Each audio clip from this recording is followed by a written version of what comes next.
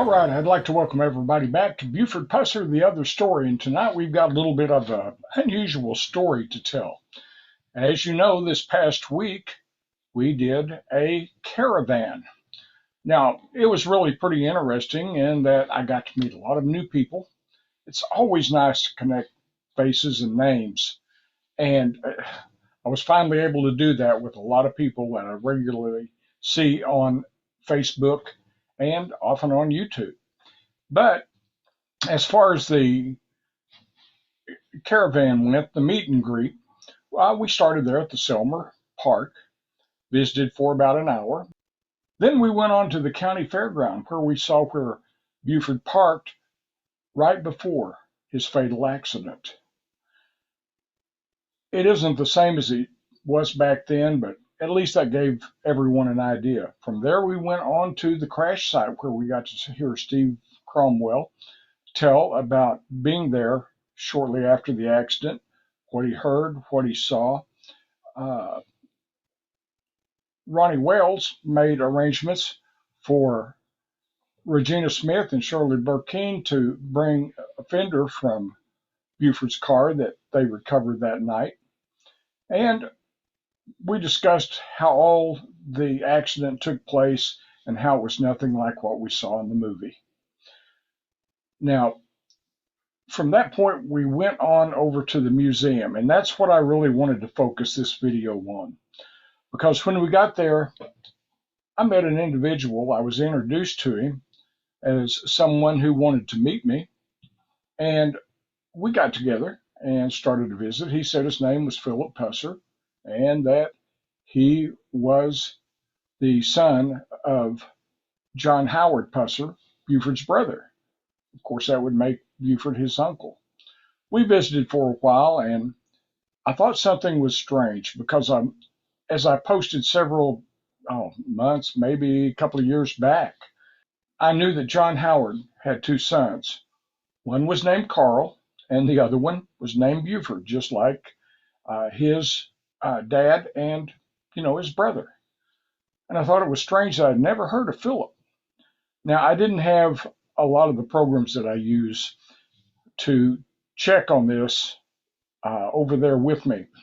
Normally, when I talk to people and they tell me some big tales about what all happened and what they were involved in, I realize there's a lot of people that just want to involve themselves in the story, try to make themselves a part of it.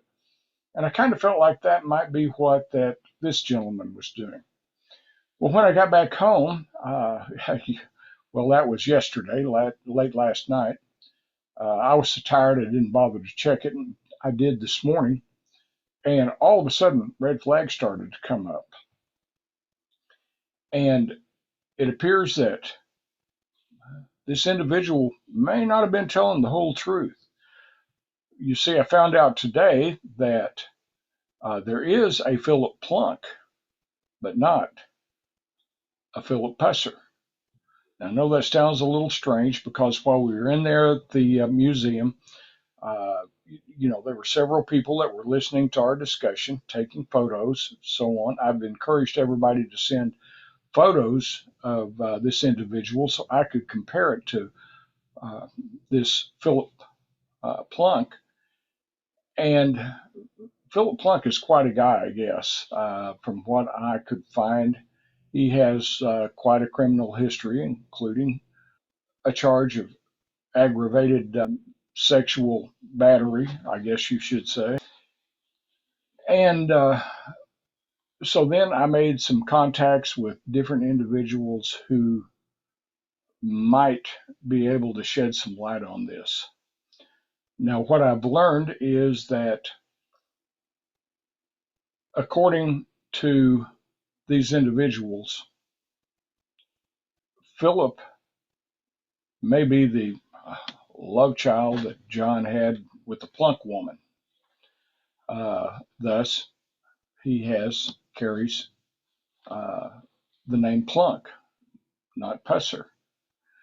Now, I've also been told that there were plans on doing some DNA testing and all that to see if he was actually a Plunk or a Pusser. But that was never done. Hasn't been done yet. Don't know if it will be. But I guess the thing that bothered me the most was, for instance, I was talking with Steve Cromwell and we compared notes. For instance, when we were discussing all this at the museum, uh, Philip described Buford the night of the accident. He said he was there as well. And he described almost word for word the way that Steve Cromwell did in a previous video. Now, I really thought that was odd that their descriptions would be almost identical, which seemed to suggest that maybe this guy had watched Steve on YouTube with me and just repeated his description of Buford, what he saw that night.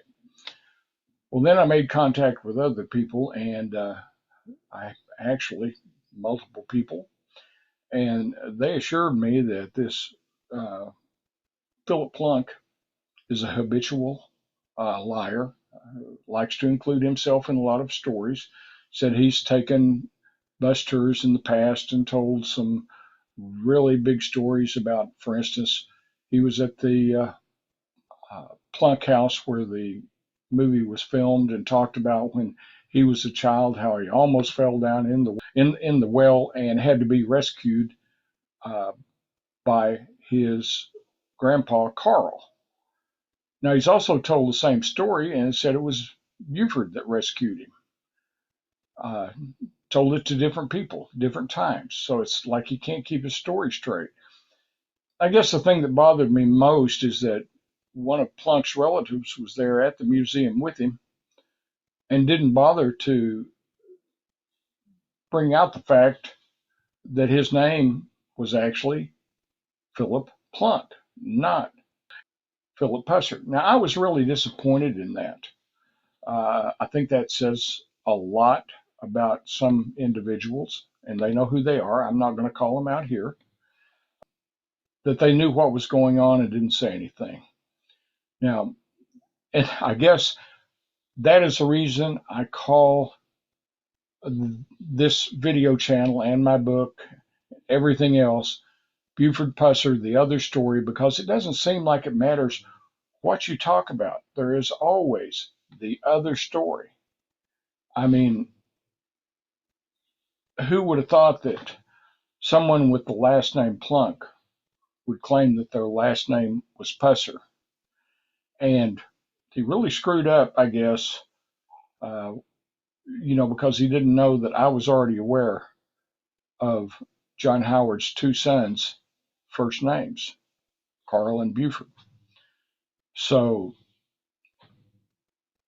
I was just really kind of taken back by what all I found out about this individual. I mean, he has quite a background, uh, quite a criminal history.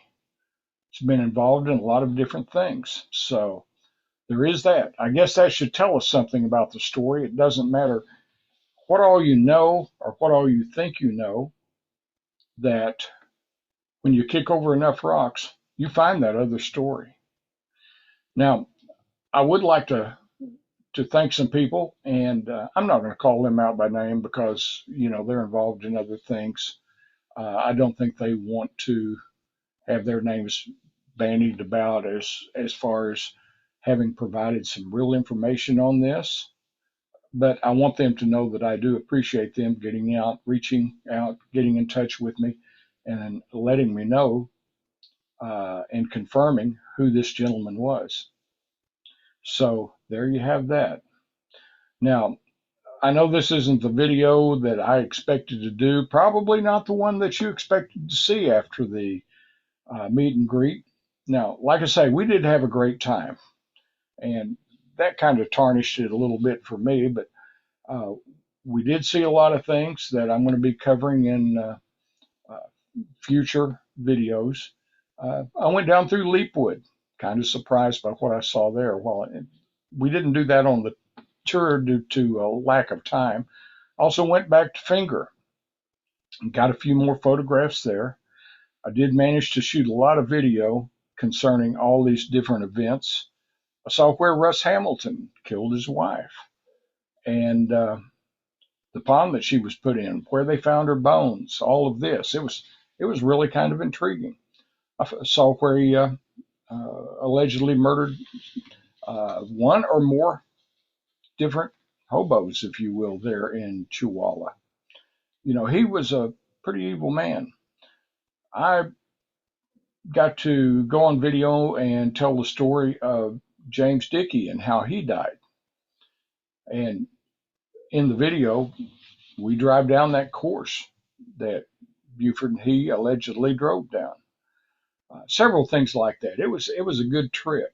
I like to say I got lots of new photos, lots of new video that I'll be sharing. So I apologize for not having a better video this week. I apologize for not having one last week, but I was just so tied up in the details of trying to make the meet and greet work. I was out of town for about 7 days, so it was really a tough week. Long hours, but like I say, I wouldn't change a thing. I got to meet a lot of people. We had people from all over: Ohio, Kentucky, Alabama, Georgia, Tennessee, Florida, Texas, you just name it. They were coming from all over, and I was really surprised by the group.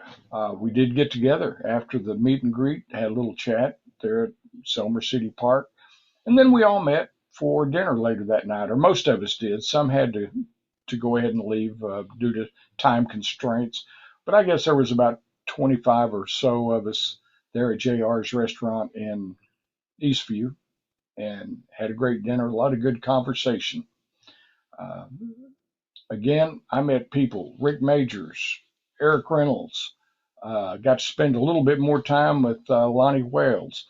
Uh, I met Kelly Johns. Just a lot of folks that I had not seen before. We had some returning faces like Arnie Hardy, who's done one or two videos with me.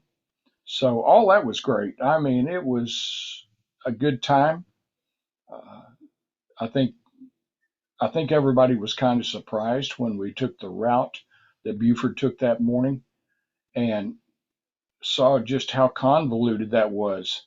I think everybody walked away wondering why that he would take that route when he could have gone down 64 and 45. And better yet, I think everybody walked away, hopefully, wondering how an ambush party would have known to have waited for Buford there. So there that is. But guys, keep in mind that whenever people call me and tell me they have something that they want to contribute, I try to get the information to be as actual and authentic as it can be. And a lot of times, if there's red flags that come up, I do check people out. I ran this Philip PUSSER plunk through 2 or 3 different databases that I use here in the studio. I didn't have them with me on the road, but it turned up all sorts of information that just really bothered me a lot. So I thought I would share that. So, having said that, and mentioning some of the things that I do, trying to get to the truth, just remember the truth has no agenda. Thanks, and we'll do a better video this next week. See you then.